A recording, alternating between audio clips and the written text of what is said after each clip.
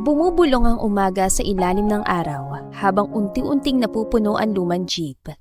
Magkatabing umupo sina Marcela at ang matandang babae na pareho ang suot. Kupas na uniforme pang kusinera ng Pajarillo Taste. "Tatlo pang pasahero! Tatlo!" Sigaw ng tila driver. Tahimik lang si Marcela, yakap ang sira-sirang bag, habang pinipiga ang wallet na halos wala ng laman. Sa kabilang dulo, halatang balisa ang matanda. Paulit-ulit itong binubuksan ng lumang bag. Puro 1,000 ang laman, wala ni isang barya. "Manong, sandali lang po." Mahinang wika ng matanda. Ngunit hindi naghihintay ang mundo sa mga walang pamasahe. "Kung walang pambayad, bumaba na lang ho!" Sigaw ng driver, may inis at pagod sa boses. Namula ang mukha ng matanda, kita sa mata ang pagkapahiya. "Aba't pinapaalis ako. Kapag ba nagbayad ako ng 1,000 ay may panukli itong masungit na driver na ito." Mumunting boses sa isip ng matanda. "Lumabas na lang po kayo, Lola. Alam ko na po mga modus nyo." Wika muli ng driver. Nagkamali kasi ang mayaman na matanda ng kinuhang wallet. Bored lamang talaga siya kaya nagtatrabaho. Samantalang hindi nagdalawang isip si Marcela. Inabot ang natitirang mga bariyang kanina pa niyang binibilang na sanang pamasahe pa niya pauwi. Ngunit mukhang uutang na naman siya kay Rian. "Manong, 2 na po kami ni Lola. Bayaran ko na po siya." Mahirap lang siya pero pinalaki siya ng maayos sa mga yumaong magulang. Napatingin sa kanya matanda. Nagulat, natigilan, at unti-unting ngumiti. "Salamat, iha." Mahinang sabi nito. "Hindi kita kilala pero salamat. Parehas pa pala tayo ng uniforme." Umiling lang si Marcela. "Ayos lang po, Lola. Pareho naman po tayong papasok sa trabaho. Magkaibang branch nga lang po." Tahimik na ulit ang jeep, ngunit may kung anong nagbago sa hangin. Tahimik na tinitigan ni Lola Leonor si Marcela. Ang kupas na uniforme, ang sirang wallet, ang mukha ng isang babaeng halatang sanay magbigay kahit wala nang matira dito. May kakaibang liwanag sa mga mata nito. Nagulat si Marcela nang hawakan ng matanda ang kamay niya. "Alam mo, ipagdarasal ko na maging katulad mong mapapangasawa ng apo ko." Natawa si Marcela at ngumiti sa matanda. "At sana'y kasing ganda ko rin." Nagtawanan silang dalawa. Lumipas ang buwan, nakalimutan na nga ni Marcela ang matandang tinulungan dahil normal lang naman yung ginawa niyang pagtulong. "Bilisan niyo, ang kukupad, ang daming tao!" Sigaw ng kanilang manager. May mga babaeng handang ipagpaliban ang sarili nilang pangarap para lamang maabot ang pangarap ng iba. Hindi dahil mahina sila, kundi dahil mas pinili nila ang kapakanan ng iba kaysa maging makasarili. Si Marcela ay isa sa kanila. "Sela, shift na!" Wika ni Rian, kaibigan ni Marcela, katatapos lang ng lunch nito. Sa wakas, sa isang maliit na branch ng Pajarillo Taste, halos lumulutang ang bubong sa lakas ng ulan. Break time ni Marcela. Sa wakas, mapapahinga na rin niya ang nanginginig na mga kamay. "Makakapagpahinga na rin ako at makakakain." Bit-bit niya ang mumurahing baunan na may lamang adobong kanyang niluto at kanin na mas maraming hangin kaysa bigas. Dumiretso siya sa locker room. May isang lalaki nakaupo sa sulok. Nakaitim itong jacket, nakayuko, walang kausap, walang pagkain. Mukhang kawawa. "Ay, kawawa naman. Mukhang new hire. Baka hindi pa sumasahod gaya ko," sabi ni Marcela sa isip. Umupo siya sa tapat nito nang walang paalam. "Kuya, break time mo rin?" Nag-angat ang tingin ng lalaki. Nagulat pa dahil katakatakang hindi siya kilala nito. "Baguhan ka lang ba rito?" tanong ng lalaki. Samantalang halos malaglag ang panty ni Marcela dahil sa itsura nito. Kung ang artista may filter, ito parang naka-HD. Matalim ang magagandang mata, seryoso ang mukha at mukhang hindi sanay kausapin. "Sakto lang, wala pa pong 1 taon." "Hindi mo ko kilala?" Tanong ni Oliver na namamangha kay Marcela. "Dapat ba kilala po kita?" Umiling na lamang si Oliver. Hindi mo ko nakikita sa internet? Nangunot ang noo ni Marcela at pinakita ang Nokia na cellphone.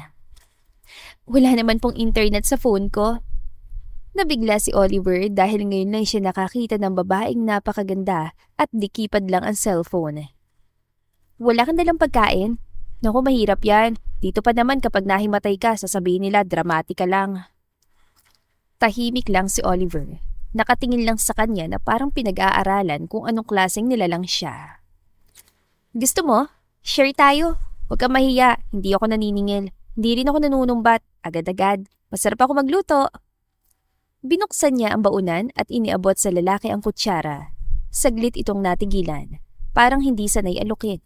Parang hindi sanay tratuhing normal ng mga empleyado ng Pajarillo Taste. Sigurado kang okay lang na makihati ako sa pagkain mo? Oo naman. Mukha ka malungkot eh. At saka masarap ang pagkain kapag may kasabay magreklamo sa buhay. Sayang at hindi ko kasama ngayon si Rian. Mas masaya pa sana kung tatlo tayo magrereklamo dahil sa hirap ng trabaho dito. Hindi alam ni Marcela kung bakit. Pero parang may munting smirk sa gilid ng labi ng lalaking nasa harapan niya. Bakit? Sobrang hirap ba ng trabaho dito? Tumango si Marcela pero hindi nawala ang ngiti sa labi niya. Mahirap, pero mas mahirap kapag walang trabaho, kaya nakakatiis pa ako sa gawain dito sa resto.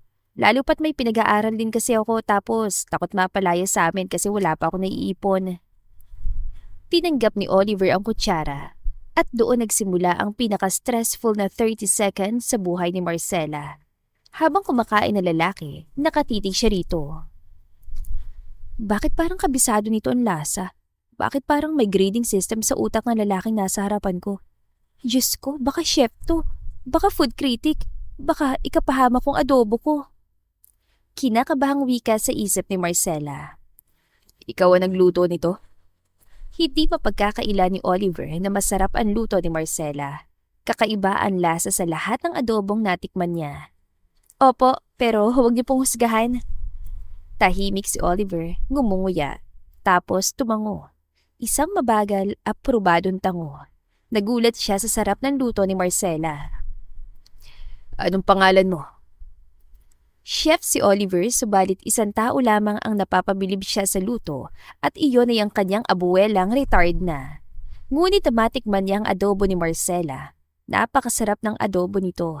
Tila nalalasahan niya ang sarap ng luto ng kanyang lola. Marcela? Marcela po ang pangalan ko. Masarap ang luto mo, Marcela. Parang may choir na kumanta sa tenga ni Marcela. Legit? Buntik na niyang isigaw. Talaga? Hindi ka nagsisinungaling? Kasi kung naaawa ka lang, kaya kong tanggapin, sanay na ako. Hindi ako naaawa, masarap talaga ang luto mo. Mas lalong kinabahan si Marcela. Salamat. Kapag yumaman ako, nakapangasawa ng isang gwapong chef at nagkaroon ng restaurant, pwede kitang kuning dishwasher. Mukha ka masipag. Pangarap ko po talaga maging chef. Napatingin sa kanya si Oliver. May kung anong kakaiba sa tingin nito. Hindi kalaunan ay natawa si Oliver. Sa labas, may biglang sumigaw. Sir, nandito na pala kayo! Nanlamig si Marcela. Sir? Sinong sir? Sabay-sabay na yumuko ang mga dumaan sa locker room. Good afternoon, Chef Oliver Pajarillo. Unti-unting lumingon si Marcela sa lalaking kahati niya sa adobo.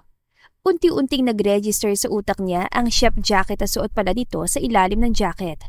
Unti-unting namatay ang kaluluwa niya. Oliver Pajarillo, ang may-ari, ang trilyonaryong chef at pinangakuan niya ng trabaho bilang dishwasher. Gusto niya niyang sumanib sa ulan at maanod palabas ang branch. Salamat sa pagkain, Marcela. Ngumiti si Oliver. Lord, pwede bang rewind? Kahit 5 minutes lang, babuyin ko lang ko maging dishwasher siya sa restaurant na pinapangarap ko. Mumunting boses sa isip ni Marcela dahil sa kaba. Ilipat niya sa mas malaking branch si Marcela next week. Isama ang kaibigan niya upang hindi siya mahirapang makapag-adjust doon. Natigilan ng personal assistant ni Oliver, maging si Marcela ay halos tumalon sa gulat. See you then, Marcela. Umaasa kung makakasama kita sa isang kusina. future chef. Napatili si Marcella na maiwan sa locker. Chef yun? Destiny na ba ito? Kung saan dinala si Marcella ng kanyang pantasyon kay Oliver Pajarillo. Part 3. Sa kabilang dako ay hindi na makalimutan ni Oliver si Marcella at ang adobo nitong sinusubukan niyang gayanin. 1 linggo na nakakaraan. Marcella, what a lovely name.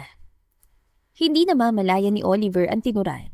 Tahimik ang loob na malawak na penthouse niya. Nagluluto siya hanggang sa umalingaw-ngaw ang boses si Lola Leonor. Oliver, apo kong tuyot-nat na wala na sa kalendaryong edad. Napapikit si Oliver habang naghihiwa ng karne ng baboy. Erto na naman tayo. Pumasok sa kusina si Lola Leonor at sa tabi nito si Ethan, 10 taong gulang. Busy sa iPad pero halatang nakikinig. 3 beses kitang tinawagan kanina. Akala ko naman inatake ka na sa kusina. O baka inatake ka na naman ng pagiging mailap mo sa tao. Lola, kakauwi ko lang galing restaurant sa BGC. Nareklamo na naman nga kayo sa mga reports nandun ng pangalan mo. Ang kupad mo raw. Napairap sa hangin si Lola Leonor na ginawa na talagang hobby ang pagiging kusinera. Wala namang nakakakilala sa kanya. Work. Hayaan mo na mga reklamo sa akin. Masaya ako sa trabaho ko at masaya sa pakiramdam na wala nakakakilala sa akin. Oo nga pala, maiba tayo. Trabaho na naman ang nasa isip mo, ano? Doon ka naman talaga mas masipag kaysa sa paghahanap ng mapapangasawa, Oliver. Sermon ng matanda. Sumingit si Ethan. Hindi man lamang tumitingin sa ama at abuela. Dad, sabi ni Grandma, kapag hindi ka raw nag-asawa, ako daw mag-aalaga sa'yo sa pagtanda mo. Ayoko no. Kailangan mo mag-asawa. 10 years old ka pa lang, sinisiraan mo na ako. At isa pa, daddy mo ako kaya dapat mo ako alagaan, Ethan. Anong 10 years old at dapat kang alagaan, Oliver? Ako nga nag-asawa ng 19. Ikaw, 32 na. Trilyonaryo ka na. Guwapo, chef. Pero ang asawa, wala. Mas tuyo ka pa yata kesa sa akin.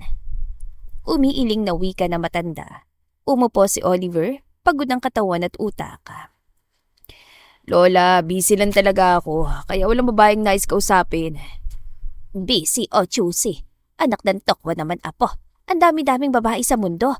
Namatay lang si Eva hindi ka na sumubok ng kipay. Alam mo pa ba ang lasa nun? Tuloy-tuloy na sermon na matanda. Lola, naririnig ka ni Ethan. Bakit? Totoo naman. 10 taon ka nang natutuyo. Lumalabas pa ba dyan? Bulgar na tanong ni Lola Leonor, kaya napahawak sa noon niya si Oliver. Natahimik siya na maalala ang dating kasintahang si Eva na namatay nang ipinanganak si Ethan. Dad, baka kailangan mo lang tikman ulit ang pag-ibig. Oo nga po't hindi ko nakasama si Mami pero alam ko malulungkot siya kung isasarado mong puso mo sa mga babae. Bulalas ni Ethan na tila naiintindihan ng bigat ng pag-aasawa. Mali mo naman, Daddy. May magaling magluto magbibigay ng lasa sa buhay pag-ibig mo. Naalala niya ang adobong pinatikim ni Marcella sa kanya. Napatingin si Oliver kay Ethan. Sino nagturo sa'yo niyan, Ethan? Tinuro ni Ethan sa abuela niya. Si Lola Leonor ay ngumiti, parang kontrabida sa teleserye. Kaya nga may plano ako. Napakunot noo si Oliver. Ano na namang plano yan, Lola? Biglang bumungis-ngis si Lola Leonor. Kaming dalawa ni Ethan ang hahanap ng perfect girl para sa'yo. Napatigil si Oliver. Wala nang ganun sa panahon ngayon, Lola. Dahil sa yaman ko, tiyak na pera lang habol ng isang babae sa akin. Kaya nga kami ng bahala ni Ethan. Sigaw na matanda. Yes, Daddy. Kikilatisi namin siya. Bibong saad ni Ethan sa ama. Napasinghap si Oliver. Ay, bahala na kayo. Nagningning ang mga mata ni Lola Leonor. Sabi na nga ba, ako nang bahala, apo. Hahanap ako ng katulad nung nakasabayan ko sa jeep na binayaran ng pamasahe ko. Napakabait na bata. Lola, kumalma ka nga. Hindi ako kakalma, Oliver. Ayoko mamatay na ikaw nagiging alamat na chef pero alamat din sa pagiging single. Sigaw na matanda. Napailing si Oliver pero may munting ngiti sa labi. Lola, para malinaw ayokong pumili sa mga anak ng amigas mo. Nanlaki ang mata ni Lola Leonor. Anong ayaw? Naka-line up na sila. Apo ni Susan, nurse. Apo ni Cor, abogada. Apo ni Mercy, may sariling bakery. Wika na matanda. Exactly, para ako namimili ng ulam sa karinderya. Sumimangot ang matanda. Ang arte mo. Nung panahon namin, basta humihingi at walang asawa, pwede na. Kung ayaw mo sa mga apo ng amigas ko, pues sa plan B kami ni Ethan. Makahulog ang ani na matanda. Sumabat si Ethan sabay baba ng iPad. Grandma, unfair kasi yung plan kung sa mga apo ng amigas mo. Parang arranged marriage, hindi romantic. Napatingin si Oliver sa anak. Oh, at kailan ka pa naging expert sa romance? Napabuntong hininga si Oliver at humarap sa abuela. Oras na hindi ko magustuhan ng babaeng nais niya para sa akin. Tatanda na lang talaga ako na mag-isa. Unless magaling siya magluto ng adobo. Biglang tumahimik ang buong kusina. Nag-high five si Ethan at Lola Leonor. Adobo lang palang hanap mo madali lang yan. Kinikilig na wika ni Lola Leonor pero si Oliver. Gulat na gulat sa sinabi dahil si Marcela ang nasa isip niya. Bakit ko ba iniisip ang babaeng yun? Tanong ni Oliver sa kanyang isipan. Part 4. Dumating ang araw ng paglipat ni Marcela sa pinakamalaking branch ng Pajarillo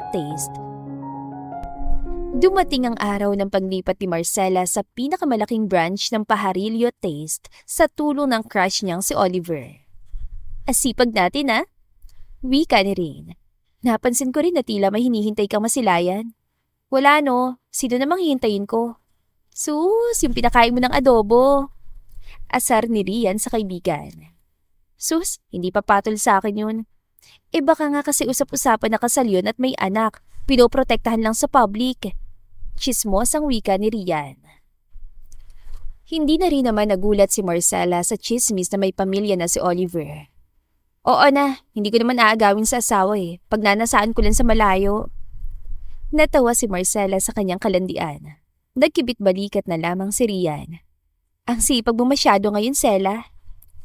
Bayaran na naman kasi ng tuition. Masipag ako dahil kailangan kong kumita ng pera para kay Tony. Hindi para magpa-impress dun sa Oliver, no? Alam mo, hindi mo naman kargo mga pinsan mo May kapansanan ba sila para iasa sa'yo ang tungkulin ng mga magulang nila? Dapat sarili mo na lang ang iniisip mo. Galit na sabi ni Rian. Ay, makapagtapos lang talaga si Tony. Titigil na rin ako sa pagiging alipin sa kanila. Umiling si Rian. Masyado kang mabait. Baka kunin ka lang ni Lord niyan, Marcela. Natawa si Marcela. Mag-aasawa ako ng chef para maabot kong pangarap ko tapos lumayas kila tiya. Natawa silang dalawang magkaibigan. Mabunga nga kasi yung tiyahin mo. Nalipat ka na't lahat-lahat dito sa mas malaking branch inaasahan pa rin ng pera galing sa'yo. Ilang taon ka nang tumutulong sa kanila. Sermon sa kanya ni Rian. Natigilan lang sila na maging mas maingay ang kusina. Pakibilisan ng paghuhugas ng plato! Sigaw ng supervisor nila. Halos magkasugat-sugat na ang nanginginig na kamay niya. Sa gitna na nag-aapoy na kusina at naguunahang mga order, may isang matandang babae ang halos durugin ng sigaw at kahihiyan ng kanilang manager sa gilid. Si Nanay Leonor talaga, ilang beses na napagsasabihan. Muling bulong ni Rian sa kanya. Naawa si Marcela pero ipinagpatuloy niyang pag-aayos ng plato. Nanay Leonor, yung matandang sinesermonan? Oo, Nanay Leonor ang dinig kong tawag sa kanya ng mga kasamahan natin. Kusinera rin at kagaya natin. Saad ni Rian. Hindi mapigilan ni Marcela na titigan ng kaawa-awang matanda at halos manlaki ang mga mata niya na makilala ito. Ito yung tinulungan ko sa jeep noon Buntik na wika sa isip ni Marcela. Dapat kasi hindi na nagtatrabaho mga senior citizen Saad pa ni Rian. Halatang pinaparinig sa matandang nagkamali. Huwag naman nating limitahan ng mga taong kaya pa magtrabaho, Rian. Hindi mo naman kilalang matandang yan. Paano kapag meron pa siyang binubuhay, di ba? Natigilan si Rian sa sinabi ni Marcela. Ewan ko sa'yo, Sela. Mataray na tura ni Rian. Ang bait-bait mo masyado. Rian, baka katulad din natin si Nanay Leonor. Nagsisika para may maiuwing pera. Ewan ko sa'yo. Saad na lamang ng kaibigan. Kasagsagan kasi ng lunch rush. Halos magbanggaan ang mga waiter sa dami ng order. Umuusok ang mga kalan, nagkapatong-patong ang pinggan, at halos sumabog na ang kusina sa ingay. Order up! Table 12, follow up! Bilisan nyo!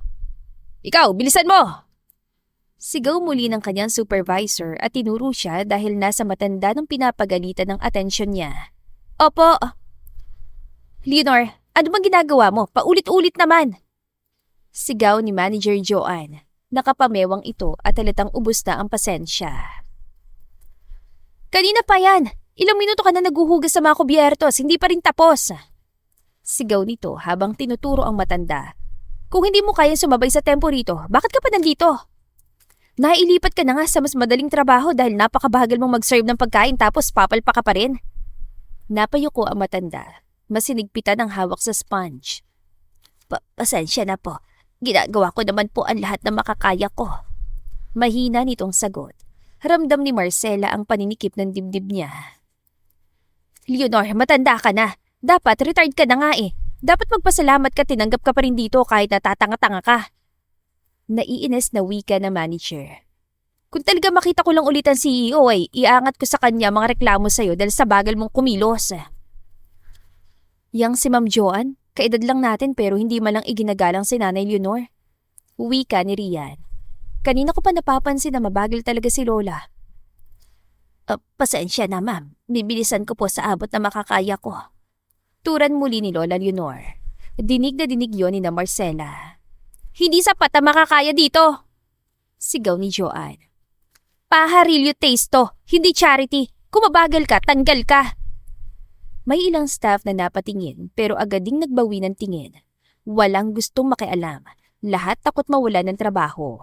Lahat maliban kay Marcela.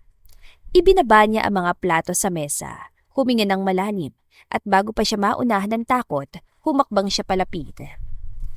Huy, Sela, saan ka pupunta? Kinakabahan tanong ni Rian. Kung nagbubulag-bulagan kayo at nagbibingi-bingihan dahil takot kayo, pues ako hindi. Utang na loob, unang araw pa lang natin dito. Hindi porket pinakain mo ng adobo si Chef Oliver ay may kapit ka na dito. Mariing saway ni Rian kay Marcela. Ma'am Joanne. Mariin, ngunit magalang natura ni Marcela at hindi pinansin si Rian. Napalingon na manager. Halatang iritado. Ano yon? Hindi po makatarungan ang ginagawa nyo. Diretsyong sagot niya. Kanina pa po overloaded ang kusina. Kahit sino po mahihirapan.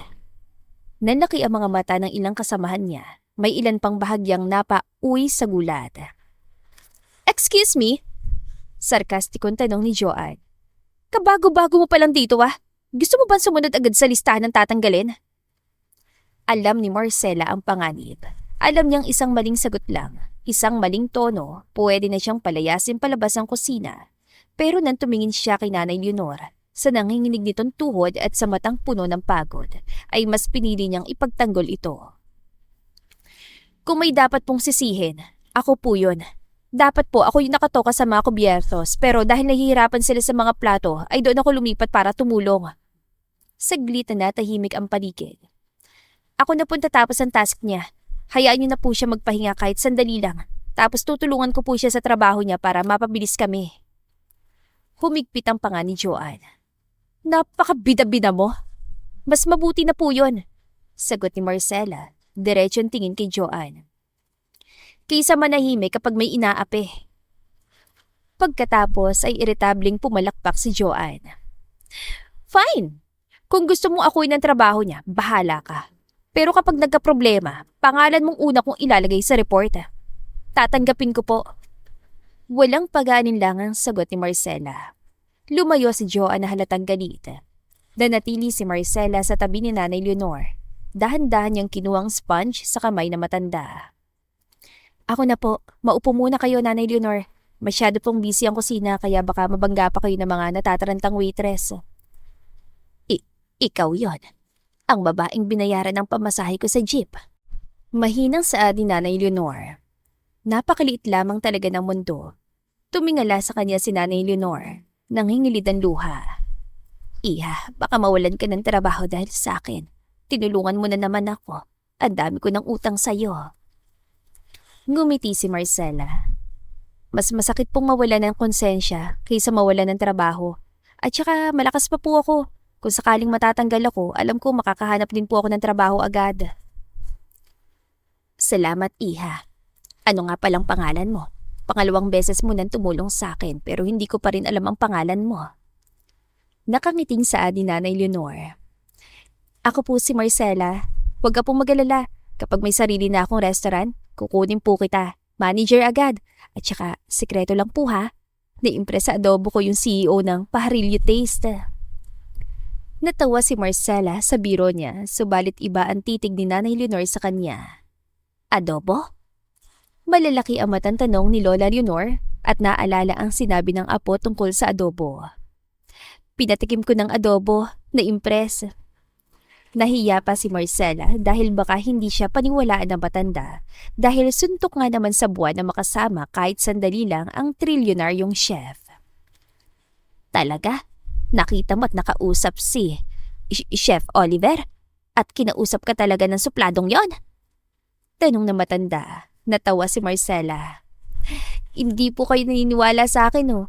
Sayang nga dahil Nokia lang ang cellphone ko, nakapagpa-picture sana ako. Biglang nag-iba ang ihip ng hangin sa kusina. Bakit hindi ka mag-asawa ng isang chef? Tanong na matanda. Kaya nga po magpapaganda na ako araw-araw para may mabingwit na chef dito. Malay nyo, si Chef Oliver. Kinilig si Marcela kaya natawa si Nanay Leonor. Abay bakit naman hindi? Posible nga namang magkagusto sa'yo si Chef Oliver. Maganda ka at mabait. Napakabuti mong bata. Makahulugang wika ni Nanay Leonor. Magaan kausap si Lola Leonor. Samantalang si Lola Leonor, tila nahanap na ang perpektong babae. Magaan kausap si Lola Leonor. Samantalang si Lola Leonor, tila nahanap na ang perpektong babae para sa kanyang apo. Ilan saglit pa ay may dumaan na malamig na alon sa gitna na nag-aapoy na kusina. At saka bumukas ang pinto. Lahat ay parang naka-slow motion. Isang lalaki matangkad, nakaitim na chef's coat na perpektong planchado ang pumasok. Tumigil ang mga waiter. Napahinto ang mga kusinero. Siya ba yun? Pagbulong na tanong ni Rian, nanlaki ang mga mata. Hindi na kailangan ng sagot. Kilalang kilala ang mukhang yon. Ang panga na parang inukid. Ang mga matang malamig pero matalas. Parang kayang basahin ang buong kusina sa isang tingin lang. Si Oliver Pajarillo. Bakit andito si Sir? Bulong-bulungan ng mga empleyado. Si Manager Joanne ay biglang naging maamong pusa. Diretso ang ngiti. Mabilis ang lakad papalapit. Sir Oliver, hindi po namin inaasahan ang pagbisita nyo. Don't talk to me. Abalan lahat kaya ako nandito. Nais kong tumulong sa pagluluto. Walang galit sa boses ni Oliver. Sinipat niya ang kusina, ang mga kamay ng staff, ang mga plato, ang pila ng hugasin, ang pawi sa doon ng lahat. At saka napunta ang tingin niya kay Lola Leonor at nalipat kay Marcela. Basang-basa ang mangga si Marcela. Ano pang hinihintay nyo? Back to work! Nagkanya-kanyang karipas ang takbo ang lahat. Marcela. Tawag ni Nanay Leonor, kaya napabalik sa tamang wisyo si Marcela. Po? Siya ba ang gusto mo? Siya si Chef Oliver. Dinig na dinig ko ang sinabi mo. May pantasyon ka para sa kanya. Natatawan tanong ni Nanay Leonor. Ha? Hindi po ah. Namula si Marcela dahil sa sinabi ni Nanay Leonor. Narinig sila ni Joanne. Gusto mo si Chef Oliver? Natigilan si Marcela at nalipat ang atensyon niya kay Joanne. Po, hindi po Ma'am Joanne. Ano naman po ang masama Ma'am Joanne? Wala naman po sigurong masama kung magkagusto si Marcela kay Chef Oliver. Parehas naman po silang single. Seryosong saad ni Nanay Leonor. Tumawa si Joanne. Sa tingin niyo ba talaga ay magugustuhan ni Chef Oliver ang kusinerang gaya nito? Dinuro nito si Marcela. Wala naman po siyang sinabi na magugustuhan siya ni Chef Oliver, Ma'am Joanne. Normal naman sa isang dalaga na magkagusto sa isang makisig na lalaki. Matapang ng wika ni Lola Leonor, kaya naman namula si Marcela. Natuwa siya dahil ipinagtanggol siya ng matanda. Sinabi ko ba magsalita ka, Leonor? Pabalang na tanong ni Joanne. Nagulat si Marcela nang tumigil ang lahat ng ingay sa kusina. Isang malalim at malamig na boses ang pumunit sa tensyon. Marcela, tawag ni Oliver dito. Napalingon lahat kung kanino nakatingin si Oliver. Marcela, halika rito. Parang binuhusan na malamig na tubig ang buong kusina. Nanlaki ang mga mata ni Rian. Napatigil si Manager Joanne sa pagbitaw ng susunod sanang sermon. At si Marcela naman ay literal na nanigas. May hawak pang kutsara, may bula pa sa braso. Po? Mahinang tanong ni Marcela. Tumitig si Oliver sa kanya. Isang titig na parang sinusukat ang ritmo ng paghinga niya. Ang paraan ng pagtayo niya, ang kumpiyansa sa gitna ng kaguluhan. Lumapit ka sa akin, Marcela. May ilang napasinghap, may ilang napanganga. Chef Oliver, mabilis sa singit ni Joanne, halatang kinakabahan. Busy po si Marcela sa... Ibigay mo sa ibang bakanteng empleyadong ginagawa ni Marcela. Malamig na putol ni Oliver. Kailangan ko siya dito. Lumunok si Marcela. Saglit siyang tumingin kay Lola Leonor. Ngumiti ang matanda. Isang ngiting may laman. Isang ngiting parang alam na niya ang mangyayari. Go, iha. Bulong ni Lola Leonor. Ito na yon. Ibukaka mo na yan. Namula siya dahil sa sinabi ng matanda. Huminga ng malalim si Marcela at lumapit. Tumingin si Oliver sa mesa. May mga sangkap na nakahanda. May kawali na mainit. Kaya mo bang sumabay? Tanong ni Oliver dito. Tila nabura ang magulong mundong kusina at tanging si Marcela at Oliver lang ang magkasama. Tumayo ng tuwid si Marcela. Nanginginig ang tuhod pero matatag ang boses. Opo, Chef. Kaya ko po basta matuturuan po ako. Ang isang sulok ng labi ni Oliver ang bahagyang umangat. Halos hindi mapapansin. Good, Marcela. Assistant cook kita ngayong araw. Parang sumabog ang kusina sa bulungan. Assistant? Siya? Baguhan yun ah. Tagahugas nga lang to ng mga plato. Si Manager Joanne ay napaatras, namumutla. Sir, baka po may mas marunong pa kayo sa kay... May problema ka ba sa desisyon ko? Tanong ni Oliver, hindi man lamang siya tinitignan. Wala po. Sumusukong wika ni Joanne. Good. Ngayon, magsibalik na kayo sa trabaho at huwag niyo kaming pansinin ni Marcela. Kaya na naming dalawa to. Lumingon siya muli kay Marcela. Simulan mo sa paghiwa. Sundan mong galaw ko. Huwag ka matakot magkamali. Mas ayoko natatakot kaysa nagkakamali. Opo, Chef.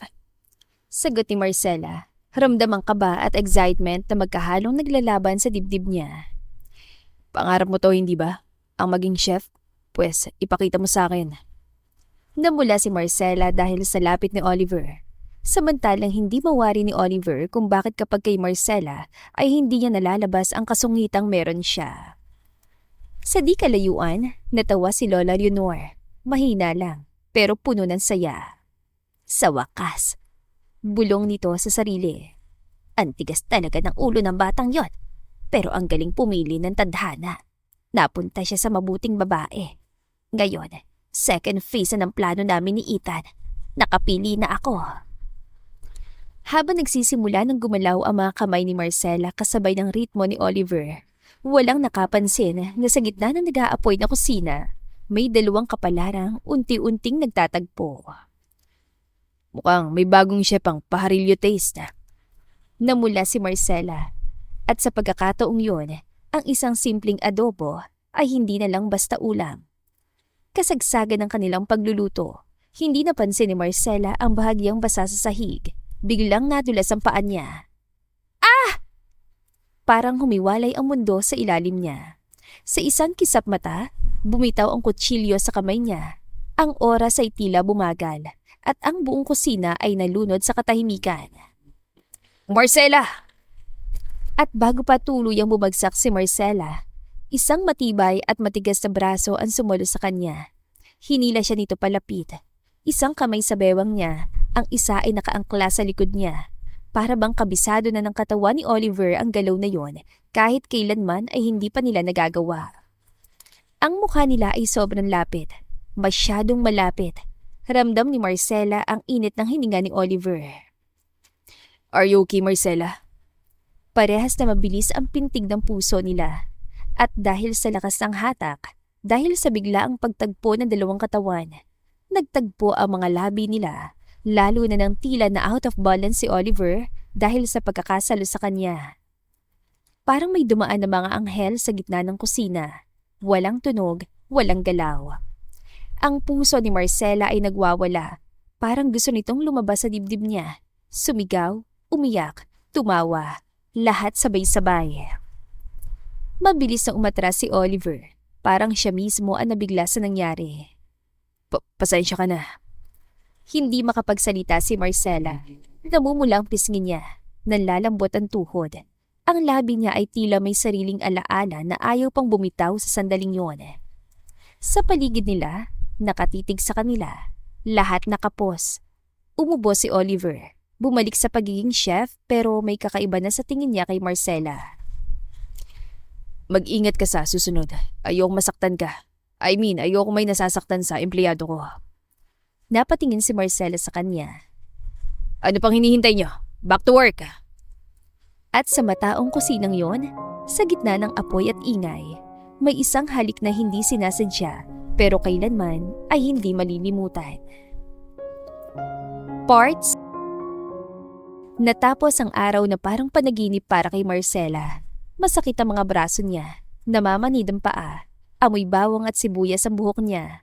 Pero kahit na ganon, nakangiti siya.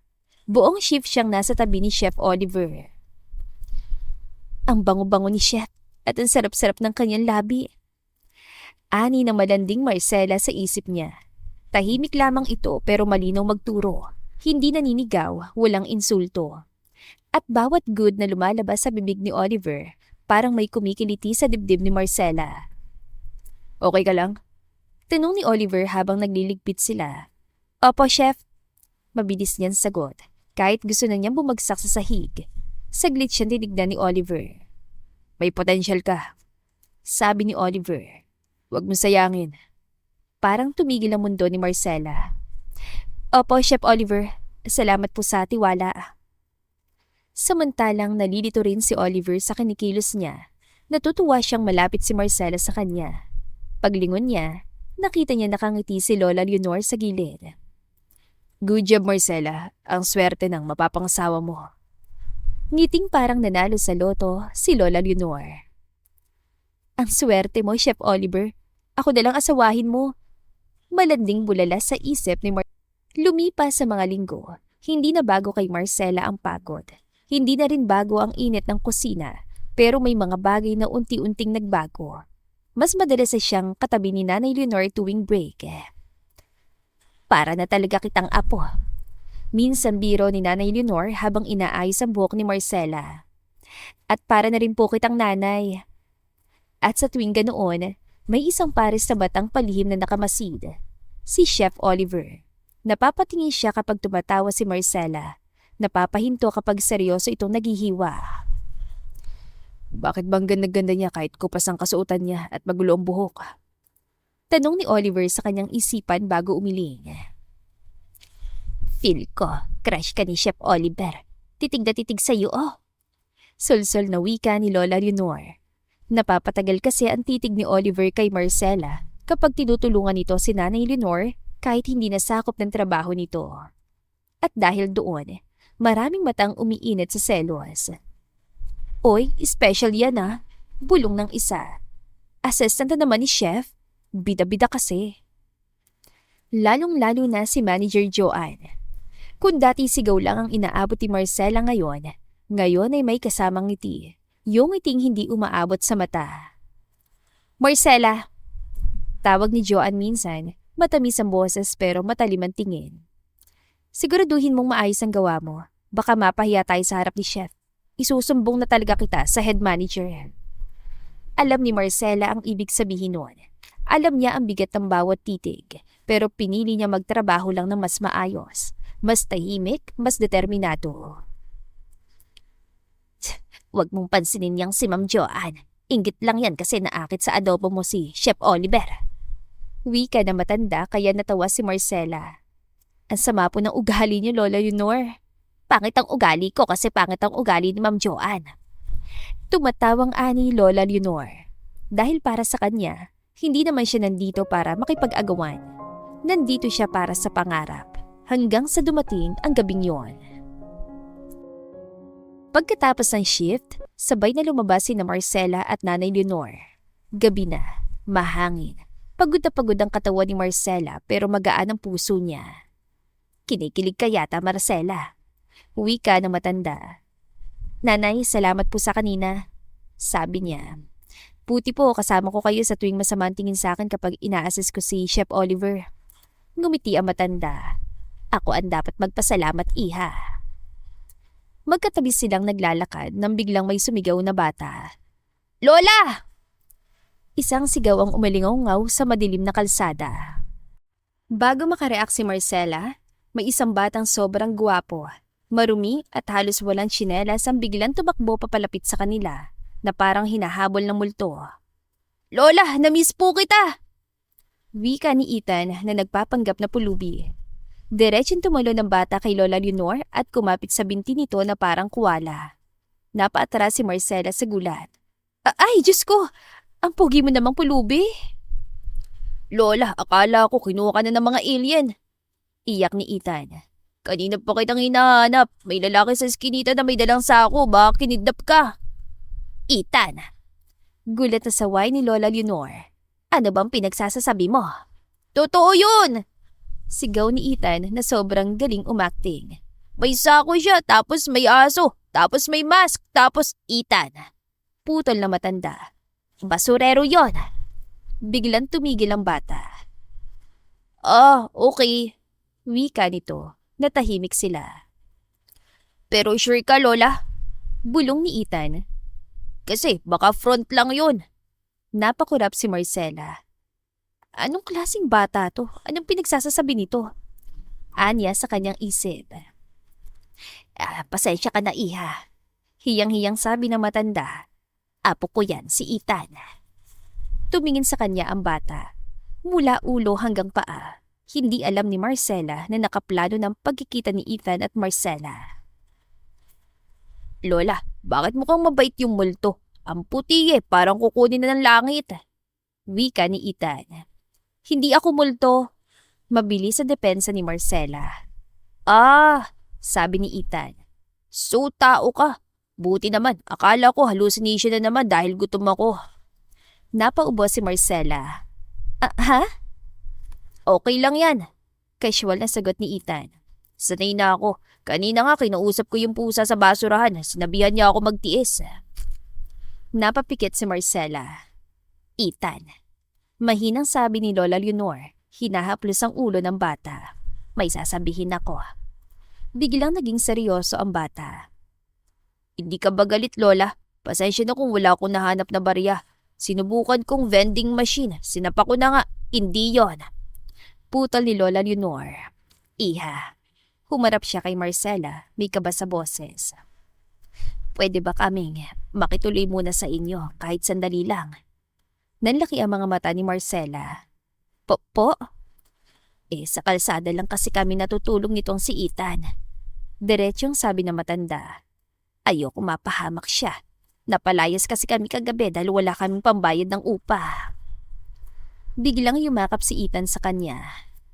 Please, my soon-to-be mommy, pretty lady. Mabilis itong sabi. Hindi po ako maingay, sinungaling. Bulong na matanda. Hindi po ako makulit. Pakyut na wika ni Ethan. At hindi po ako malakas kumain. Natahimik si Marcela. Pagkatapos, tumawa siya. Lola Leonor, sabi ni Marcela. Kung may espasyo pa po sa sahig, kasya naman siguro tayo pero kasi nakikitira lang din ako sa tiyahin ko. Napangiti si Lola Leonor, nangingilid ang luha. Salamat, iha. Hindi kami magiging pabigat, pangako. Pamimilit ang matanda. Ako na pong bahala. Tumalon si Ethan sa tuwa. Yes, titira kami sa future mom ko. Hindi nauunawaan ni Marcela si Ethan. Ginulo ni Marcela ang buhok ng bata. Hindi nga sabi ako multo. Habang naglalakad silang tatlo pa uwi, hindi alam ni Marcela na sa gabing yon, hindi lang siya umuwi ng kinikilig. Umuwi siya na may kasamang.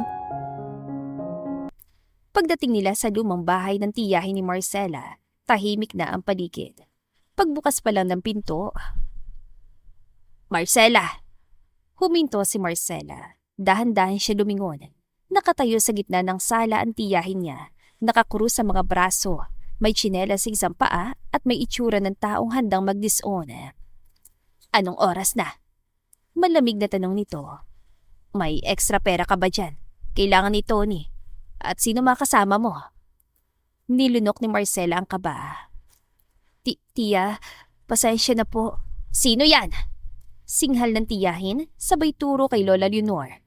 At bakit may pulube? Bago pa makapagsalita si Marcela, ay nauna na ang bibong si Ethan. Good evening po. Masiglang bati ni Ethan sabay hakbang sa harap. Ako po si Ethan. Pulubi po ako pero pogi. Gutom po ako. Nanlaki ang mga mata ng tiyahin. Ha? Hindi po ako magnanakaw. Dagdag pa ni Ethan. Mahina pong tuhod ko, malamig pong kalsada at minsan po kinakausap kong pusa kasi wala akong kaibigan. Napahawak sa dibdiban tiyahin.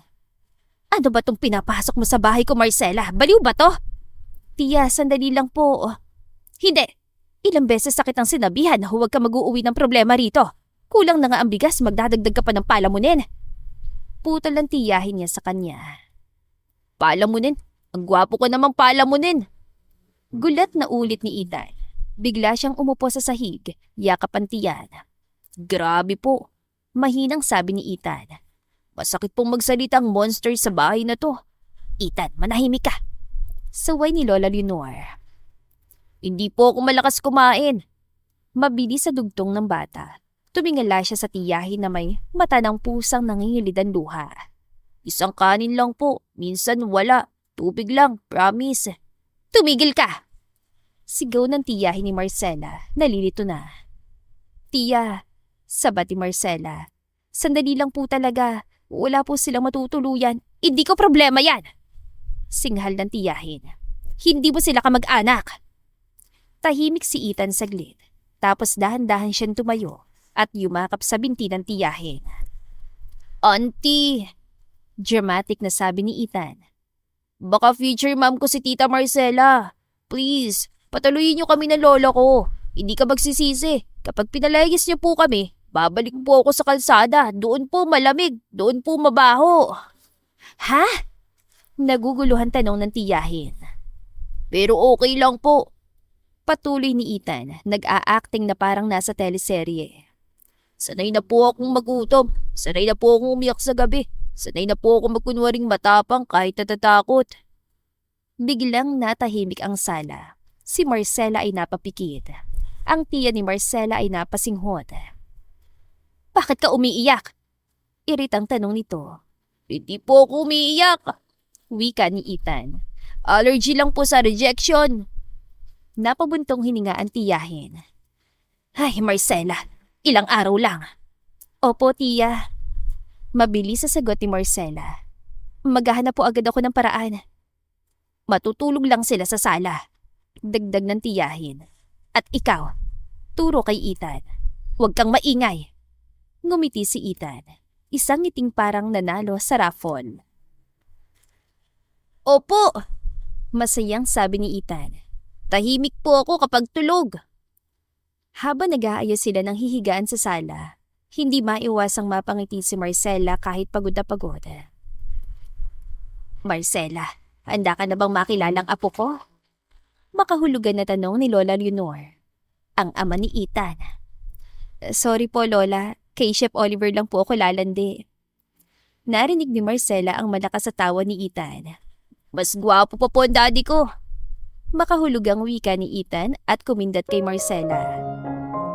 Hindi niya alam na ang batang tinawag na palamunin ngayong gabi ang siya rin lang araw.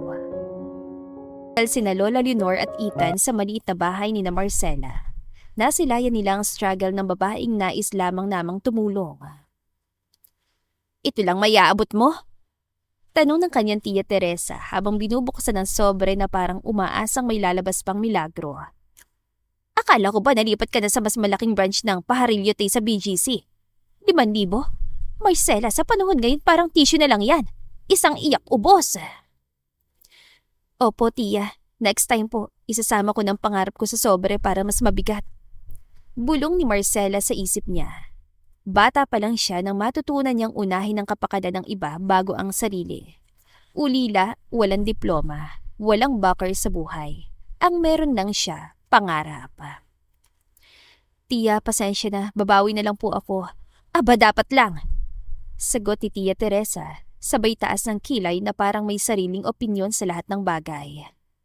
Ikaw lang may matinong trabaho rito. Kung wala ka, paano na mga pinsan mo? Kaya nga pinalamon kita para pakinabangan. Ayan na naman tayo. Welcome back sa episode ng Ikaw ang Pag-asa. Komento ni Marcela sa sarili. Season finale na ba to o may sequel pa? Sa isip lamang talaga nasasagot ni Marcela ang tiyahin. Hindi dahil mahina siya, kundi dahil ayaw niya ng drama. Huminga si Marcela ng malalim bago muling nagsalita. Ay, tiya, nais ko na pong makapag-ipon matapos lang si Tony sa pag-aaral.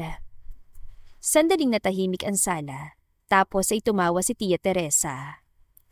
Ay, wow ha! Ulit ito, tila narinig ang pinakanakakatawang biro ng taon. Marcela, ang dami mong iniisip.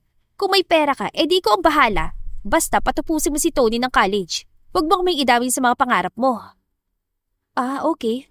So pwede ako maging ATM, scholarship fund at emergency loan pero estudyante?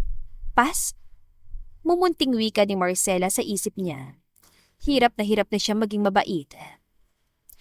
Opo, tiya. Kung may magtatanan lang talaga sa akin ay susunggapan ko na. Natawa si Marcela sa tinuran niya. May sinasabi ka ba? Ipangako mo lang na hindi ka makikipagtanan hanggang hindi mo napapag-aral si Tony. Naiintindihan mo ba? Tanong ng tiyahin. Nakaramdam ng awa si Lola Leonor kay Marcela.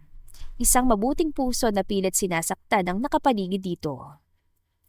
Wala po, tiya, pangako po. Nagulat na lamang si Marcela nang may inabot na sobra si Lola Leonor sa kanyang tiya. Sahod ko yan. Sa'yo na para hindi mo pagalitan si Sela. Hindi niya dapat inaako ang dapat tungkulin mo bilang magulang sa mga anak mo. Wika na matanda. Makikilala niya rin naman ang apo ko mamayang gabi, kaya makakatakas na siya sa magulong mundo dito. Nagulat si Marcela at kinabahan. Ready ka na ba, Marcela? Tiyak na mawawala ng pantasyon mo kay Chef Oliver kapag nakita mo ng apo ko. Makahulog ang wika nito. Sige po, Lola. Papasok lang po ako kasi sayang kikitain ko mamayang night shift. Basta, Mama Pretty. 5 p.m. po ha. Wika ni Ethan pero hindi nangako si Marcela. Doon po sa unang branch na pinagtrabahuhan nyo, medyo kakaunti ang tao doon kapag gabi eh. Ngumiti si Marcela at tumango. Part 11. Sumapit ang duty nila sa gabi. Hindi alam ni Marcela na sa mismong gabing yon, may isang tao naghihintay. Hindi rin niya alam na ang simpleng ingat ka ni Lola Leonor at ang sobrang ngiting hindi maipinta ni Ethan ay may kasamang plano. Isang surprise date. Sa kabilang panig ng lungsod, nakaupo si Oliver. Sa brunch kung saan sila nagkakilala ni Marcela, ang napili ni Ethan at Lola Leonor. 30 minutes late na. Malamig na sabi niya. Relax, Daddy. Bulong ni Ethan na nakaupo sa tapat niya, may hawak na juice. Kapag late po ang babae, ibig sabihin excited tsaka may work pa kasi si Mami Mar. Yung soon to be mami ko. Hindi sumagot si Oliver. Hindi siya sanay maghintay. Mas lalong hindi siya sanay umasa. Hintayin lang saglit natin ang date mo. Pangako magugustuhan mo siya. Wika ni Lola Leonor. Pero ang sumagi sa isip ni Oliver ay si Marcela. Tila na-miss niya ang babaeng makasabay magluto. Kalmado ang puso't isip ni Oliver kapag nakikita niya si Marcela na malapit lang sa kanya. Pero dahil matagal simula ng huli niyang pag-ibig, ay hindi niya mapangalanan ang nararamdaman kay Marcela. Samantala, sa main kitchen ng Pajarillo Tay sa BGC. Marcela, overtime ka! Sigaw ni Joanne habang nagsasalubong ang kilay. Hindi pa tapos ang orders. Akala mo pwedeng umalis ng basta-basta? Isa pa, wala ngayon si Chef Oliver. Kaya huwag ka mayabang. Isa ka lang kusinera. Napatingin si Marcela sa orasan. 6:00 na. Tapos ng shift ko. May lakad pa po ako, Ma'am Joanne. Mahinang sagot ni Marcela kasi nakapangako siyang kikitain ng apo ni Lola Leonor. Excuse me? Singhal ni Joanne. Simula nang dumating ang lola-lola mong tatanga-tanga na yan, parang lumalaki ang ulo mo ah. Lalo nung naging assistant ko ni Chef Oliver. Napatigil si Marcela. Wala po akong intensyon na makipaglandian kay Chef Oliver at hindi niyo po kailangan na insultuhin si Lola Leonor ka. Sa pastry ka muna. Putol ni Joanne. Isara mo yan. Nang tuluyan nagsara ang pinto ng pastry room, nanlaki ang mata ni Marcela. Ma'am Joanne? Katok niya. May lakad po akong importante. Sa loob na malamig at amoy rekado, ramdam ni Marcela ang kaba. May naghihintay sa akin. Pero hindi siya pinagbuksan ng pinto at hindi niya namamalayan na nakatulog na siya at hindi nakakatanggap ng tawag dahil walang signal. Sa kabilang dako ay nainis na si Oliver. Pinagpaliban niyang hindi makita si Marcela dahil sa pakulo ng lola niya at anak. Daddy, mahinang sabi ni Ethan. Baka busy lang po siya, maghintay pa po tayo. Tumayo si Oliver. Hindi na tayo maghihintay, uuwi na tayo. Habang palabas sila ng restaurant, napatingin si Oliver sa mesa na inihanda niya mismo. Isang simpleng putahe. Isang ulam na niluto niya para sa isang babaeng hindi dumating. Oliver, apo, hintay naman natin ang date mo, baka busy lang. Saad ni Lola Leonor pero umiling si Oliver. Last na to, Lola. Ayokong kayo ni Ethan ang pipili ng para sa akin dahil may nagugustuhan ako. Si Marcela ba? Tanong ni Lola Leonor. Umiwas ang tingin si Oliver. Yes. Narinig ni Oliver na bumuhis-ngis ang kanyang anak. Part 12. Mabigat ang talukap ng mga mata ni Marcela nang magising siya kinabukasan. Malamig. Diyos ko, nandito pa rin siya! Sigaw ni isang trabahante. Biglang bumukas ang ilaw. Napabalikwas si Marcela sabay hawak sa ulo. Ha? Sa harap niya, mga empleyado ng kusina. May hawak na tray, may cellphone, may chismis sa mata.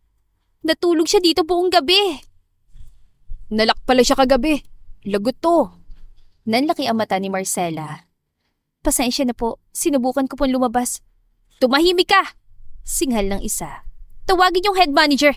Nag-iskandalo pa ang tiyahin mo sa labas ng restaurant kasi nawawala ka. Pati sina Lola Leonor hinahanap ka. Parang binuhusan ng yelo si Marcela. Ilang minuto lang, dumating ang head manager. Tikom ang bibig, malamig ang tinig. Marcela, mabagal at mabigat ang boses ito. Alam mo ba kung ano ginawa mo? Napayuko siya at nalipat ang tingin sa demonyitang si Joanne na nakangisi. Opo ma'am, nalak po ako, hindi ka bata para magpalusot. Putol ng pinaka-head. Natulog ka sa pastry room. Breach of protocol. At ayon sa report, may attitude ka raw kagabi at nagpupumilit na umalis kahit hindi pa tapos ang shift mo. Nag-eskandalo pang tiyahin mo. Nanikip ang dibdib ni Marcela. Ma'am, wala po akong intention. Enough. Isang sobre ang inilapag sa mesa. Effective immediately. Terminated ka na. Parang may bumagsak sa loob niya. Hindi siya umiyak. Hindi siya sumigaw pero nais niyang suntok din si Joanne. Umalis ka na bago pa ma-report sa pulis na nawawala ka pero nandito ka lang naman pala. Mataray na wika ni Joanne.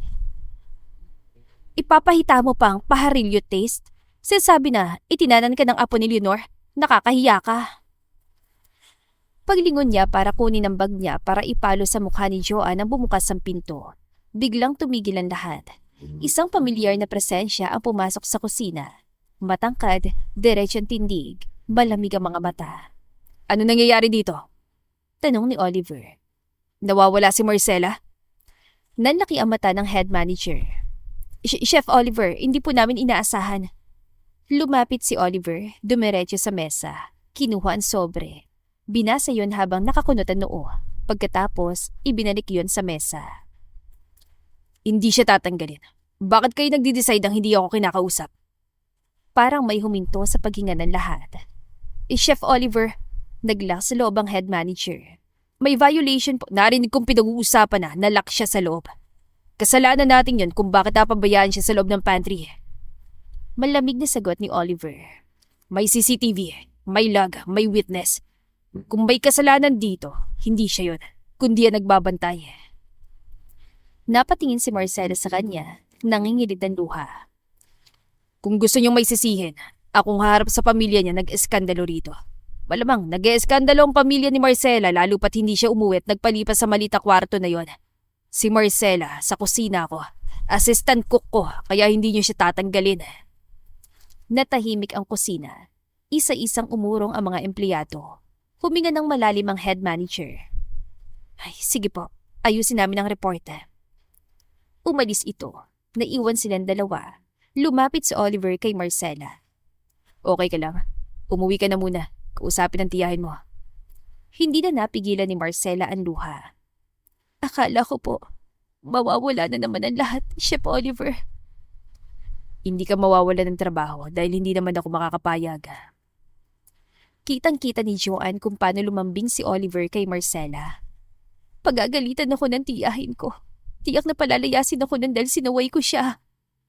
Nagulat si Marcela nang yakapin siya ni Oliver. Hindi ka mapapahamak hanggat nandito ako. At pasensya na sa nangyari. Kung nandito lang sana ako kagabi, hindi to nangyari. Nagsisi siyang pumunta pa sa surprise date na gawa ng lola at anak niya. Nagkatinginan sila. Sa labas ng kusina, may batang nakangiti ng sobra-sobra. See? Bulong ni Ethan kay Lola Leonor. Sabi ko po, Daddy saves Mommy. May dahilan kung bakit siya hindi sinipot ni Mami Marcela. Sa kabilang dako, huminga ng malalim si Marcela at hinanap si Lola Leonor. Lola, pasensya na't hindi ko nakitang apo mo. Malungkot na wika ni Marcela. Ano ka bang bata ka? Mas mahalagang kalagayan mo. Hayaan mo na ang date na yon. Magtiis na muna kayo ng apo kong maging tuyo hanggang sa tadhana na magtatagpo sa inyo. Biro na matanda, kaya namula si Marcela. Tahimik ang kusina ng gabing yon. Lumipas pang isa pang linggo. Mas nagiging malinaw na kay Oliver ang nararamdaman para kay Marcela. Pwede bang tulungan kita? Tanong ni Oliver habang hinuhugasan ng bawang. Nagulat si Marcela. Ay, chef, kaya ko na po. Adobo lang to. Specialty ko to. Ngumiti si Oliver. Yung ngiting hindi commanding. Oliver na lang kapag tayong dalawa lang, Marcela. Masyadong formal lang, Chef Oliver. Tumango si Marcela pero nanatiling mabigat ang balikat niya. Parang bawat galaw niya ay may iniingatang distansya. Habang hinahalo niyan toyo at suka, napansin ni Oliver ang panginginig ng kamay niya. Takot ka pa rin, Marcela? Na-terminate na si Joanne. Siya ang dahilan kung bakit nalock ka doon. Bakit magalit na galit yun sa'yo? Mabait ka naman, maganda rin. Dapat hindi ka nagpapapi kay Joanne. Hindi agad sumagot si Marcela. Kaya naman pala bigla siya nawala. Dapat po, hinihintay mo masuntok ko muna siya. Malakas sa tawa si Oliver sa sinabi ni Marcela. You're cute, Marcela. Hindi naman siguro magiging child abuse ko. Magkakagusto sa'yo, no? Nagulat si Marcela sa tanong ni Oliver. Samantalang kinakabahan si Oliver dahil hindi niya alam na bumanat. Lagi mo lang tanda na huwag kang magpapatalo kahit na kaninong nangaapi sa'yo. Napalunok si Marcela. Sanay na po akong awayin at hindi rin po ako nagpapaapi. Kung hindi lang siya manager, nasapa ko na siya. At isa pa, kapag may magandang nangyayari, may kapalit na pangit. Tumigil si Oliver sa paghihiwa. Marcela, wala kang kasalanan na nangyari a week ago. Ngumiti si Marcela pero pilit. Hindi rin po ako mundo niyo, chef. Hindi po ba't may asawa at anak na kayo? Napatingin si Oliver sa kanya. Pagkatapos ay siya nagbukas ng takip ng kaserola. Kumawala ang amoy ng adobo. Mainit, pamilyar at mabango. May anak ako, yes. Alam ni Marcela. Pero iba kapag galing sa taong nagugustuhan mong kumpirmasyon. At may asawa ako. Noon. Nanikip ang dibdib ni Marcela. Hindi siya tumigil sa pagluluto. Takot siya kung hihinto siya. Tuluyan na siyang bibigay. Minahal ko siya. Pagpapatuloy ni Oliver. Hanggang sa huli. Hindi natuloy ni Marcela ang tanong. Oo. Sagot muli ni Oliver. Matagal na, pero may mga gabi pa rin pakiramdam ko. Hindi pa ako karapat-dapat magmahal ulit. Tumahimik si Marcela. Mas lalong humigpit ang hawak niya sa sandok. Hindi ko alam kung anong kaya kong ialok. Sabi ni Oliver. Pero alam kong gusto kita makilala pa, Marcela. Hindi bilang kusinera, hindi bilang empleyado, kundi bilang isang babae. Huminto si Marcela. Dahan-dahan siyang humarap. Chef Oliver, Hindi po tayo pareho ng mundo. May anak kayo, may alaala, may buhay na buo na bago pa ako dumating. Lumunok si Marcela sa kaba. Ako? Wala akong may pagmamalaki. Wala akong puwang sa mundo niyo. Lumapit si Oliver pero hindi siya hinawakan. Para bang iginagalang ang pader na siya mismo ang nagtayo. Hindi kita hinihila papunta sa mundo ko, sabi nito. Gusto kitang salubungin sa mundo mo. Ngumiti si Marcela pero may luha. Hindi po sapat ang gusto. Hindi po sapat ang iligtas mo ko. Maraming masasabi ang lahat. Sino ba ako kapag itatabi sa'yo? Baka nga hindi pa ako magustuhan ng anak niyo. Hininaan niyang apoy ng kalan. May mga babaeng pwedeng mahalin ng buo. At may mga babaeng pansamantala lang. Baka isa ako sa pansamantala at may dumating pang iba na mas bagay sa'yo. Tumingin siya kay Oliver, matapang, pero sugatan na agad kahit hindi pa siya sumasabak sa gera. Ayoko maging pahinga lang, chef. Masakit ang katahimikan sumunod. Binabasted mo ba ako? Kahit hindi pa ako naliligaw? Dahan-dahan na tumango si Marcela. Hindi ka pa nga napapasa sa akin pero humahad lang na ang mundo. Marami nang galit sa akin. Paano pa kaya kung inangkin na kita? Anong gusto mong mangyari, Marcela? Magre-resign po ako. Nagimbal doon si Oliver, pero hindi niya kinulit pa si Marcela sa mundo niya. Baka nga hindi tayo para sa isa't isa, Marcela. Natigilan lang si Oliver nang may ibinabang Tupperware si Marcela sa gilid niya. Lumipas ang isang buong buwan na parehas silang mabigat ang loob ni Oliver, pero magkalayo na sila at hindi na makatiis pa si Lola Leonor. Maaga ang umaga, tahimik ang bahay ni Marcela. Mas tahimik kaysa dati. Nasa may pintuan sina Lola Leonor at Ethan, bitbit ang maliit na bag, mukhang handa ng umalis. Lola, mahina niyang tawag. Pasensya na po, hindi ko nakitang apo niyo. Nasira ko pang plano niyo. Ngumiti si Lola Leonor. Hindi yung pilit kundi yung ngiting parang matagal nang alam ang mangyayari. Lumapit ang matanda at marahang hinawakan ang pisngi ni Marcela. Hindi ka nakasira ng kahit ano, iha. Malambing nitong sabi.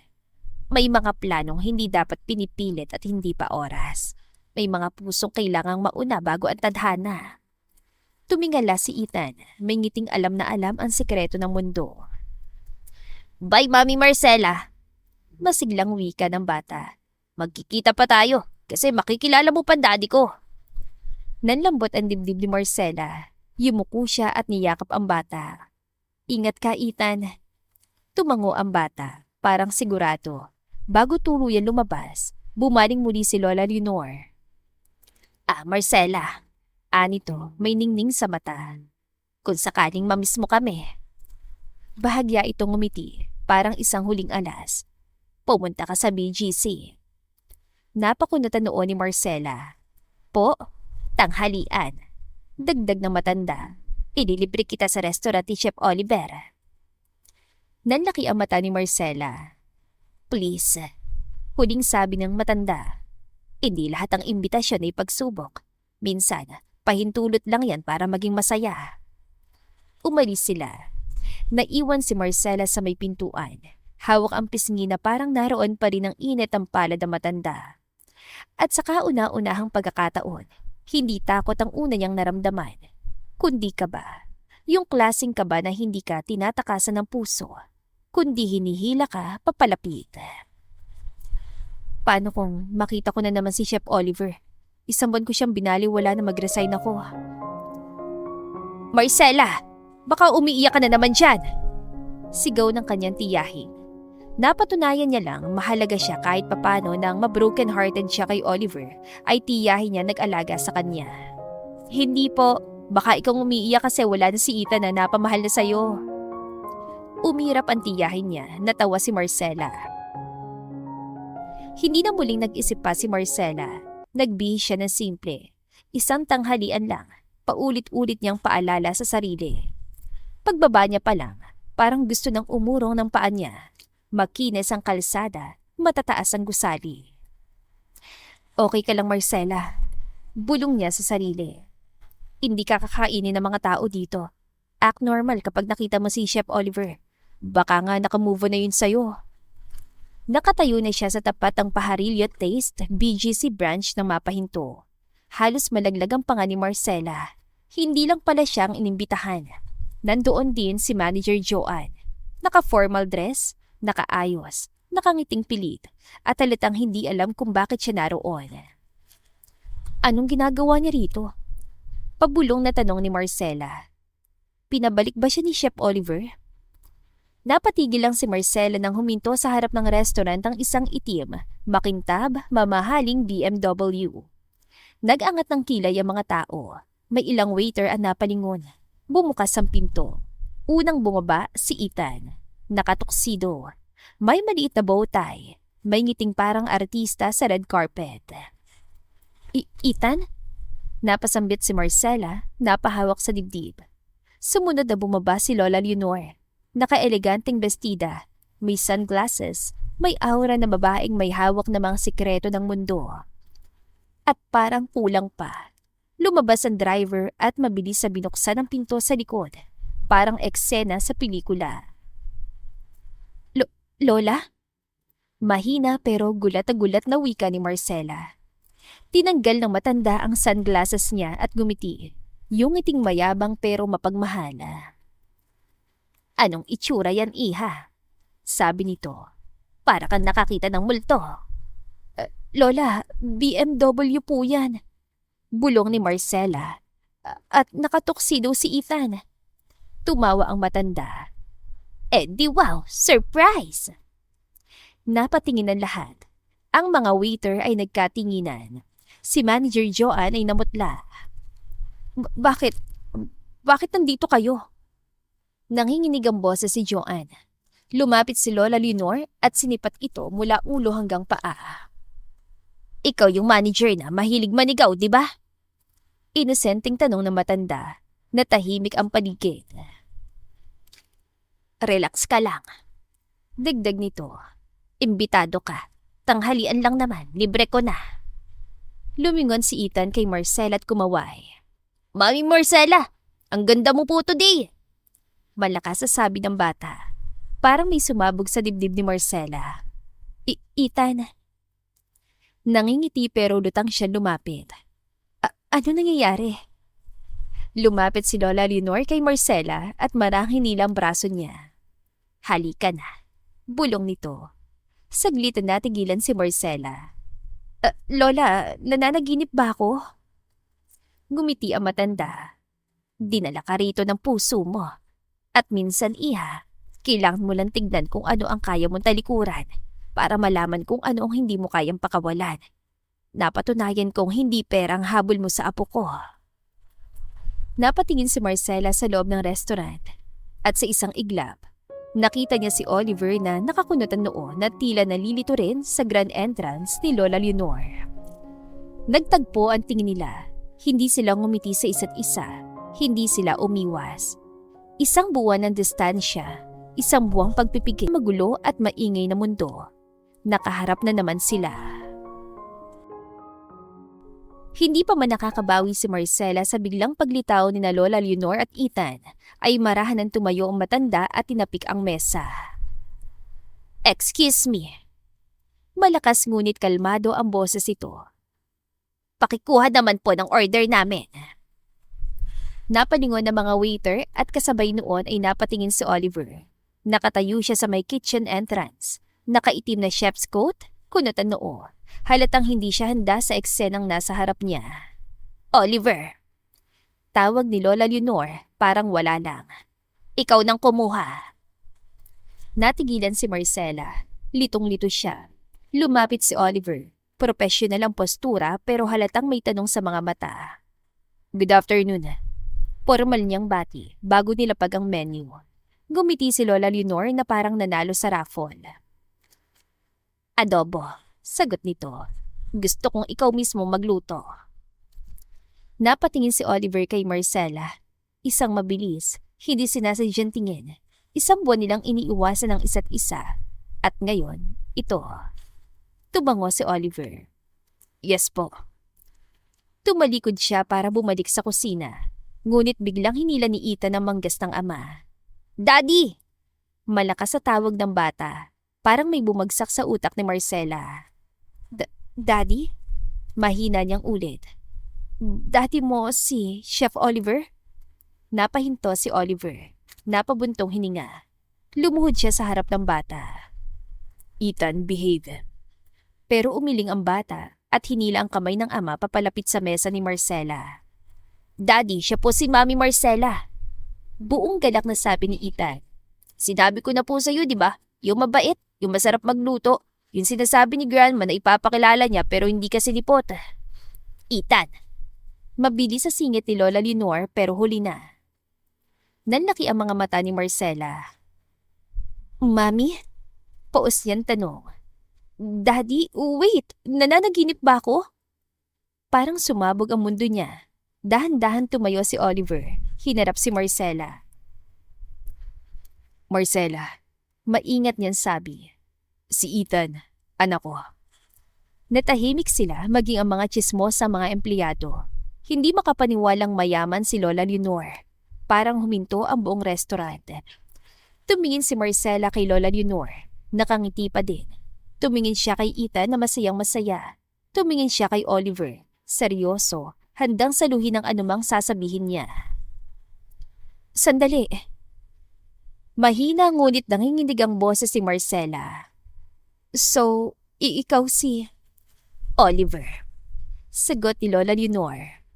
"Apo ko siya, Marcela. Siyang ipapakilala ko sa iyo. Sa kanya mo ibubuka ang mga hita mo." "Lola, nandito si Ethan." "Ano?" Halos mapasigaw si Marcela bago niya natakpan ang bibig niya. Napahawak siya sa ulo. "Sandali lang." Mabilis niyan sabi, naglalakad pa ikot. "So, ikaw yung Lola Leonor na nagtatrabaho sa kusina, na kunwari mahirap, na may apo na sinadya kitang makilala." Diretso at kalmadong sagot ng matanda. Huminto si Marcela. "Lola," nanghingilid ang luha niya. "Nagpanggap kayo?" Tumango ang matanda, walang pagsisisi sa mata. "Oo, amin ito. Dahil gusto kong makita kung sinong babaeng kaya kong ipagkatiwala sa apo ko. Hindi bilang chef, hindi bilang mayaman, kundi bilang lalaki." Napatingin si Marcela kay Oliver. "At ikaw," dugtong ni Lola Leonor, "ang babaeng ikinulong sa pantry." Biglang naniga si Manager Joan sa kabilang mesa. Napaupo si Marcela sa upuan. "Lola," mahina niyang sabi, "halos masira ang ulo ko." Lumapit si Oliver. Hindi pa rin siya hinawakan pero malapit na. "At ako," sabi ni Marcela, "halos nasira akong pagkakataon ko sa iyo dahil hindi ko sinabi ang totoo." Tumingala si Marcela. Luha, gulat, galit, at sakit. Lahat nagahalo. "Alam mo ba?" Nanginginig ang boses ni Marcela. "Kung gaano kahirap tanggihan ka. Kung gaano kasakit isipin na isa lang akong pahinga." Natahimik si Oliver. "Hindi ka lang basta pahingahan." Mariing sagot ni Oliver kay Marcela. "Ikaw ang gusto kong uwian."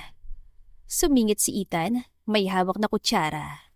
"Mami Marcela," seryoso niyan sabi, "masarap po kayong magmahal. Sabi ni Grandma, yun daw ang mas mahalaga kaysa pera."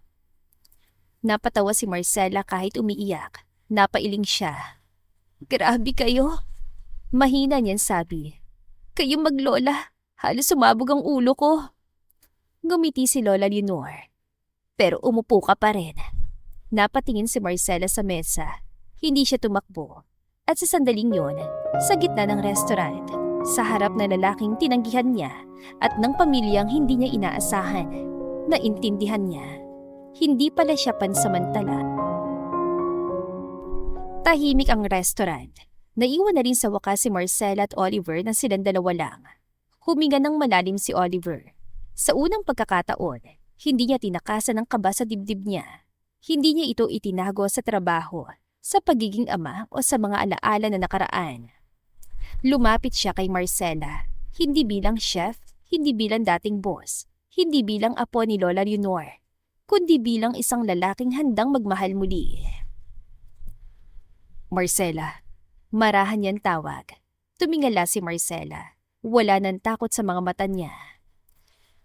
Matagal ako nabuhay na akala ko ang magmahal ulit ay pagtataksil sa nakaraan. Nakapag sumaya ako, parang binubura ko minahal ko noon. Kaya naging masungit ako at workaholic sa mahabang panahon. Huminto siya sandali. Pero mali ako. Tumingin siya kay Ethan na tahimik lang na nakikinig sa kalayuan. Hindi ka dumating sa buhay ko para palitan ng kahit sino. Dumating ka para ipaalala sa akin na buhay pa pala ako. Nangingilid ang luha ni Marcela. Hindi kita ililigtas kasi hindi ko hayaan na mapahama ka. Hindi rin kita ilalagay sa likod ko. Lalakad ako sa tabi mo. Kung may galit, harapin natin. Kung may takot, hawakan natin ang kamay ng isa't isa para lumaban. Lumuhod siya sa harap niya. Hindi enggrande, hindi eksena sa pelikula. Sumusugal ako, Marcela Castillo. Hindi dahil sigurado kung hindi ako masasaktan, kundi dahil sigurado kung ikaw ang gusto kong mahalin habang buhay. Napaluha si Marcela. Oliver, mahina niyang sambit. Hindi ako perpekto. Ngumiti si Oliver. Hindi ko rin hinahanap ang perpekto. Ikaw ang hinahanap ko. Wala ako narating sa buhay. Mayroon, Marcela. Aabutin natin na sabay. Si Ethan ay ngumiti na malaki. Daddy! Masayang sabi ng bata. Sabi ko po, di ba? Siya na. Tumawa si Oliver, may luha sa mata. Inilahad niya ang kamay niya kay Marcela. Saglit na tinignan ni Marcela ang kamay na yon. Ang kamay na handang sumugal, handang masaktan, handang magmahal. At sa wakas, tinanggap niya ito. Hindi na takot ang naramdaman niya, kundi kapayapaan. Sa gitna ng restaurant na minsan naging dahilan ng sakit, doon din nagsimula ang bagong kwento. Isang kwento ng dalawang pusong sugatan na piniling maging buo, hindi dahil perpekto ang mundo, kundi dahil pinili nilang isa't isa. At sa bawat adobong lulutuin ni Marcela at sa bawat pinggang ihahain ni Oliver, hindi na yon basta pagkain. Isa na itong tahanan. Bagong Lumipas halos 2 taon sa isang maliit ngunit eleganteng hardin sa ilalim ng hapon na may amoy ng bulaklak at bagong simula. Naglakad si Marcela patungo kay Oliver. Hindi na siya ang kusinerang nanghingnig ang kamay. Hindi na rin siya babaeng takot na maging pansamantala. Isa na siyang chef. Suot niya ang simpleng bestida, walang labi sa dekorasyon dahil sapat na ang ngiti niyang sigurado at payapa. Nang magsalita ang pari, Do you take this woman? Hindi na nagdalawang isip si Oliver. I do. Mariin niyang sagot. Walang takot, walang alinlangan. Hinawakan niya ang kamay ni Marcela, ang kamay na minsan nanginginig sa harap ng kalan, ngunit ngayon ay matatag na humahawak pabalik. I do. Sagot ni Marcela, may luha at tawa sa isang hininga. Sa gilid, nakaupo si Ethan. Nakangiti, may hawak na singsing kanina at ngayon ay palakpak ng palakpak. Finally! Bulong ni Lola Leonor, proud na proud. Pagkalipas sa ilang taon, sa loob ng Pajarillo Taste, may bagong karatula sa kusina. Executive Chef Marcela Castillo Pajarillo. Ang adobo niya ay naging signature dish, hindi dahil perpekto ang timpla, kundi dahil bawat luto ay may kwento ng pagtsitsaga, pangarap at pag-ibig. Sa labas ng kusina, naroon si Oliver, nakasandal sa pinto, hawak ang isang batang babae na kamukha ni Marcela. Mama! Sigaw ng bata. Nanalo po ako sa cooking contest sa school. Napatawa si Marcela at agad sila niyakap. Mana sa akin yan. Biro ni Oliver. Ngumiti si Marcela. Mana sa pagmamahal mo. Sa hapagkainan sa bahay nila, kumpleto sila. Isang pamilyang hindi perpekto pero buo. At sa bawat gabi, sa bawat pinggang inihahain, hindi natakot ang nangingibabaw, kundi pasasalamat. Dahil ang dalawang pusong minsang umatras ay piniling bumalik para magmahal at bumuo ng pangarap na sabay nilang tinupad. Mahal kita, Chef Marcela Pajarillo. Mahal din kita, chef ng buhay ko. Sabay sila napangiti lalo nang makita ang mga anak nilang si Ethan at Maybelline. sabay din na humawak sa may umbok na niyang tiyan. Ang kwento ni na Marcela ay nag-iwan ng aral para sa isa't isa. May mga pusong natatakot magmahal hindi dahil mahina, kundi dahil minsan na silang nasaktan. May mga taong umatras hindi dahil kulang ang damdamin, kundi dahil inuuna nila ang kapayapaan ng iba kaysa sa sarili. Ngunit ang pag-ibig na totoo ay hindi pinaglalaban na mag-isa. Ito'y magkasabay na hakbang kahit may takot, kahit walang kasiguraduhan. At minsan, ang pinakamatapang na desisyon ay ang piliin ng taong handang sumugal sa'yo at ikaw na handang sumugal pabalik. At mga mahal kong tagapakinig, dito na po nagtatapos ang kwentong pag-ibig ni na Marcela Castillo Pajarillo at Oliver Pajarillo. Sana po'y naiparating ng kwento nila sa inyo ang aral na ang tunay na pagmamahal ay hindi nasusukat sa yaman o estado sa buhay. Ito'y pinipili ng tadhana sa tamang panahon at sa tamang tao. Maraming salamat sa pakikinig. To God be the highest glory. Hanggang sa muli, ingat po tayong lahat.